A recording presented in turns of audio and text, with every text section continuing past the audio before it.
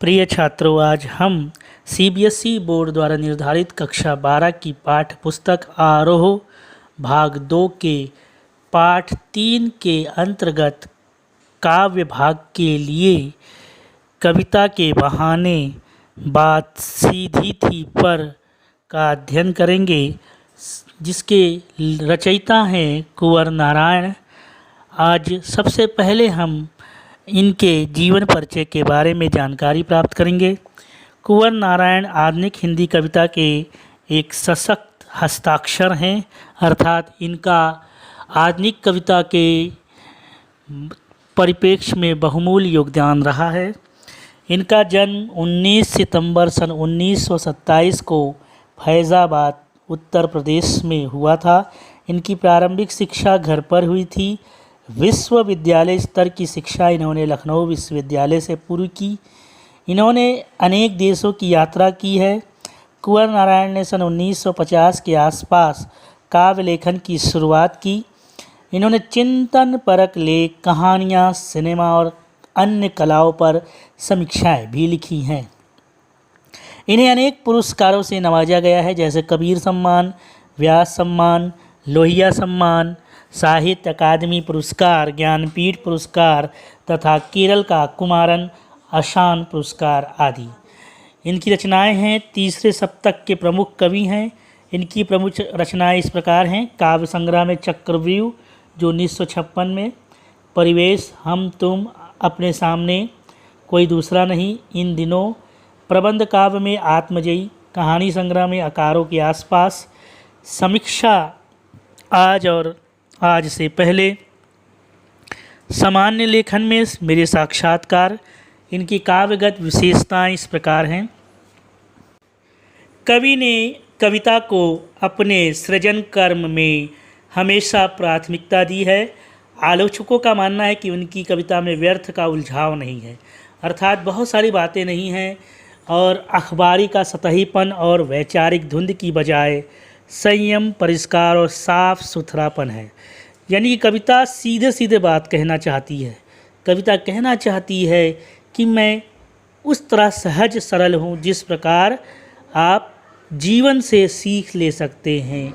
जीवन के उदाहरणों के द्वारा, व्यवहारिक जीवन से आप और कविता के लेखन से आप बहुत कुछ सीख सकते हैं। उसमें कोई उलझाव नहीं है, सीधे सीधे उसकी बात कही गई है, अर्थात ऐसी बात जो पाठक या कविता सुनने वाले श्रोता के मन में कई सारे उलझने ना पैदा करके एक सीधा सा उत्तर दे, एक सीधा सा प्रश्न दे और उस प्रश्न का उत्तर प्राप्त करने के पश्चात पाठक या श्रोता के हृदय में कोई भी शंका ना रहे। यानी कि ऐसी कविताएं कुंवर नारायण जी की नगरी संवेदना के कवि रहे हैं। ये सुथरापन और नगर की जो संवेदना है वो कवि कुंवर नारायण जी की कविताओं में देखने को मिलता है। इनके यहाँ विवरण बहुत ही कम है। विवरणात्मक लेखन शैली से इन्होंने अपने आप को दूर बनाए रखा, परंतु व्यक्तित्वता है, पर्सनल इवेंट बहुत ज़्यादा है इनकी कविताओं में। सामाजिक ऊहापोह का तनाव पूरी व्यंजकता में सामने आता है। सामाजिक ताना बाना, सामाजिक तनाव, सामाजिक रहन सहन, सामाजिकता में कैसे व्यक्ति का आमना सामना होता है, इसकी तटस्थ वितराग दृष्टि, यानी नोच खसोट, हिंसा प्रतिहिंसा से सहमे हुए एक संवेदनशील मन के आलोचना के रूप में पढ़ी जा सकती है। कहने का तात्पर्य यह है कि जिस प्रकार जो व्यक्ति का सहजता है, जिस प्रकार समाज की सहजता है, उस सहजता को ये अपने काव्य में उलट देते हैं। उसमें कोई बनावटीपन नहीं झलकता। अर्थात कहने का मतलब है कि काव्य सीधे सीधे समाज के प्रति उत्तरदायित्व निर्धारित करती है। भाषा शैली, भाषा और विषय की विविधता इनकी कविताओं के विशेष गुण माने जाते हैं। इनमें यथार्थ का खुरदरापन भी मिलता है, सच्चाई मिलती है, सहज सौंदर्य भी है, सीधी घोषणाएं भी हैं। फैसले इनकी कविताओं में नहीं मिलते। कोई फैसला नहीं देते कि आप ये करिए वो करिए, ये छोड़ देते हैं जीवन के प्रति। उस पाठक को सच के प्रति, उस पाठक के खुद के नज़रिए के प्रति, उस पाठक के स्वयं के कल्याण के प्रति ये कोई भी फैसला अपनी कविताओं में नहीं देते हैं। इसका तात्पर्य यह है कि उनकी कविताएं स्वयं में ही अपने आप में एक शिक्षण है, शिक्षक है, शिक्षक की संभावनाएं हैं और स्वयं छात्र बनकर पाठक या श्रोता उससे बहुत कुछ सीख सकता है। सीधी घोषणाएं नहीं है, फैसले इनकी कविताओं में नहीं मिलते, क्योंकि जीवन का मुकम्मल तौर पर समझने वाला एक खुलापन इनके कवि की स्वभाव की मूल विशेषता है। ये व्यवहार से ही प्रमाण लेते हैं, ये सहजता से ही सारे प्रश्नों का उत्तर देते हैं, ये जीवन के प्रयोगात्मक पक्ष पर अत्यधिक बल देते हैं। तो आइए कविताओं का प्रतिपाद एवं सार देखें। कविता के बहाने, इनकी दो कविताएं हैं इसमें, एक कविता के बहाने और बात सीधी थी पर। तो सर्वप्रथम हम कविता के बहाने का प्रतिपाद यानी उद्देश्य देखते हैं। कविता के बहाने कविता कवि के कविता संग्रह इन दिनों से ली गई। जो कविता के बहाने आपकी पाठ्य पुस्तक में कविता दी गई है वो इन दिनों एक काव्य संग्रह से ली गई है। आज के समय में कविता के अस्तित्व के बारे में संशय हो रहा है। ये आशंका जताई जा रही है कि यांत्रिकता के दबाव से कविता का अस्तित्व नहीं रहेगा। ऐसे में यह कविता की अपार संभावनाओं को टटोलने का एक अवसर देती है। कहने का तात्पर्य है कि आज जिस प्रकार मशीनीकरण के युग में लोग तेजी से अपने आप को बदल रहे हैं, क्या कविता का अस्तित्व रहेगा? क्या कविता को लोग इतनी तवज्जो देंगे? क्या कविता को लोग इतना पढ़ेंगे? क्या कविता से लोग इतना सीख लेंगे? क्या काव्य की कोई अस्तित्व रहेगा? ऐसे बहुत सारे प्रश्नों का उत्तर ये अपने स्वयं के काव्य में देते हैं और कविता के महत्व को दर्शाते हैं, कविता के अस्तित्व को समझते हैं। कविता कभी न खत्म होने वाली एक ऐसी वस्तु नहीं है जो यांत्रिकता के भरोसे रहे। कविता तो रचनात्मकता की डोरी पर चढ़कर पतंग की भांति आसमान पर है और उसके मांझे को कोई भी यांत्रिकता का मांझा नहीं काट सकता। ये इनकी कविता के प्रति संभावनाओं को अपनी ही कविता में टटोलने के एक अवसर देते हैं। यानी कविता को ये नहीं बताते कि कविता ये है, कविता वो है, कविता को खत्म नहीं किया जा सकता, कविता सर्वप्रथम है, कविता अमर है, अजर है। वो कविता को ही अपने कविता में ये एक अवसर दे रहे हैं कि वो अपने आप को साबित कर सके, अपने अस्तित्व को बचाए रखे। तो सार ये कि कविता एक यात्रा है जो चिड़िया फूल से लेकर बच्चे तक की है। एक और प्रकृति है, दूसरी ओर भविष्य की ओर कदम बढ़ाता बच्चा है। चिड़िया की उड़ान तो निश्चित है, फूल का खिलना तो निश्चित है, पर कविता की यात्रा अनंत है। किस बिंदु पर जाकर रुकेगी वो कोई नहीं कह सकता। बच्चे के कदम की तरह कविता बढ़ता है, यानी कविता का भविष्य मन के भविष्य से ज़्यादा है।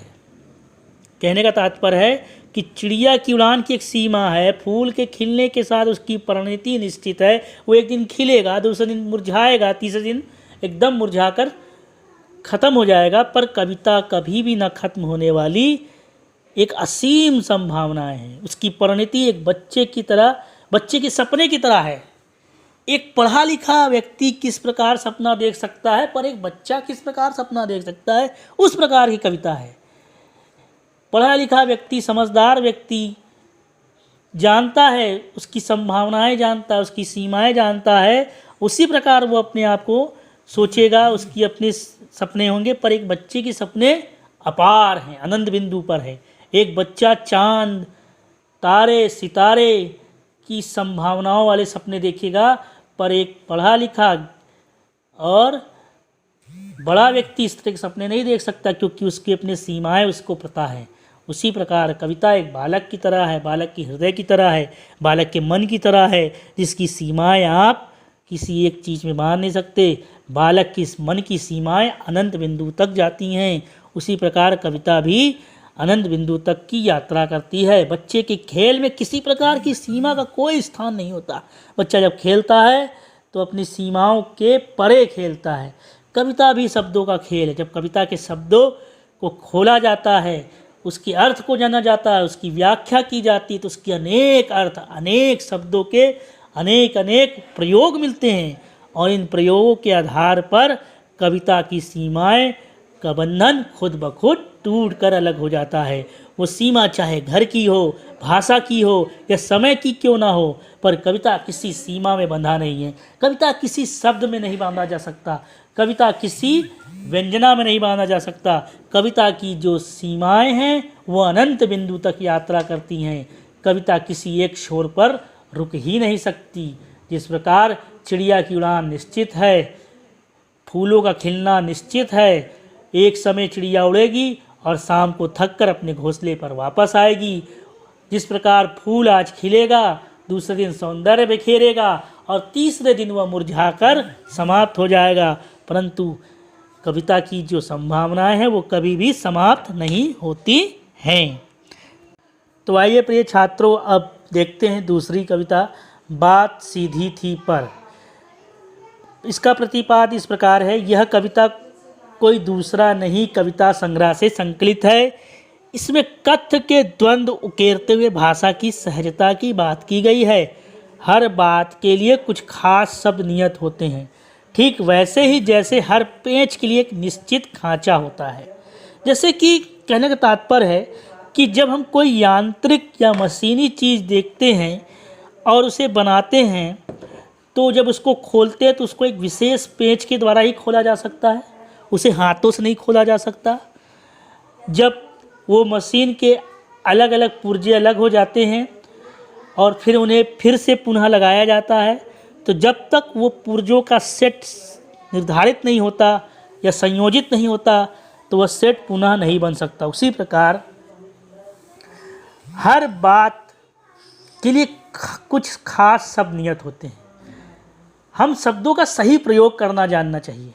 हमें शब्दों का सही अर्थ जानकर सही जगह, सही समय, सही देश काल वातावरण के परिस्थिति के अनुसार यदि शब्दों को फिट बैठाते हैं, तभी उस शब्द की सार्थकता निश्चित होती है। हर बात के लिए कुछ खास शब्द नियत होते हैं, ठीक वैसे ही जैसे हर पेंच के लिए एक निश्चित खांचा होता है। अब तक जिन शब्दों को हम एक दूसरे के पर्याय के रूप में जानते रहे हैं, उन सब के भी अपने अर्थ होते हैं।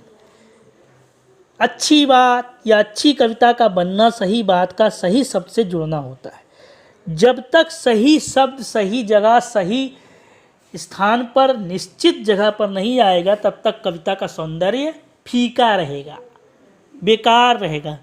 बेवजह के शब्दों का इस्तेमाल कर देने से कविता की सौंदर्यता नष्ट हो जाती है।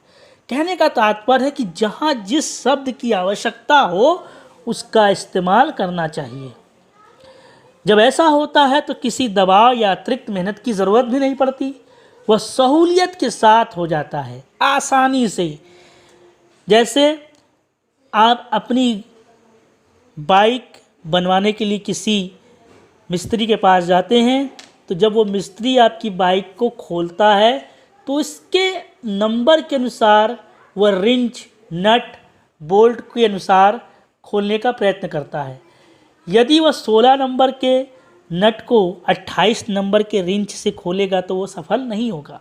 उसी प्रकार हर पेंच के लिए हर प्रकार के औजार नियत हैं। उसी प्रकार कवि कहता है कि सही बात को सही शब्दों के माध्यम से कहने से रचना प्रभावशाली बनती है। सार ये है कि कवि का मानना है कि बात और भाषा स्वाभाविक रूप से जुड़े होते हैं, उससे कहीं दूर नहीं जाते हैं, किंतु कभी कभी भाषा के मोह में सीधी बात भी टेढ़ी हो जाती है। मनुष्य अपनी भाषा को टेढ़ी तब बना देता है जब वह आडंबरपूर्ण तथा चमत्कारपूर्ण शब्दों के माध्यम से कथ्य को प्रस्तुत करता है। तो अंततः शब्दों के चक्कर में पड़कर वह कथ्य अपना व्यर्थ खो बैठते हैं। तो अपनी सहज और व्यवहारिक भाषा में कहना चाहिए ताकि आम लोगों को कथ्य भली भांति समझ में आ सके। तो ये इस प्रकार आपने दोनों कविता का सार और प्रतिपाद समझ लिया है। धन्यवाद।